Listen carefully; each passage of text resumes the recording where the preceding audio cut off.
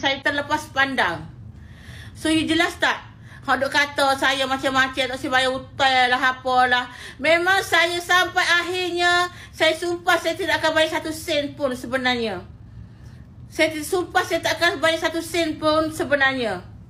Tetapi apalah sangat kalau saya bayar tu reputasi saya ni tidak ada nilai dengan 1 juta ringgit. Saya dah menaja berpuluh juta setahun tau. Setahun saya taja untuk dulu naiknya Pamoga sehingga saya kaya raya tu 28 juta sebulan. Setahun.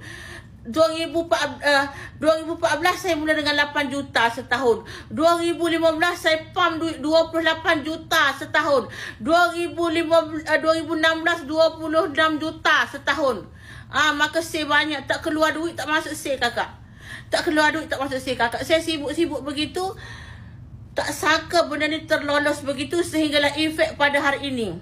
Efek pada hari ini bahawasanya yang you all tengok adalah fasa lelongan.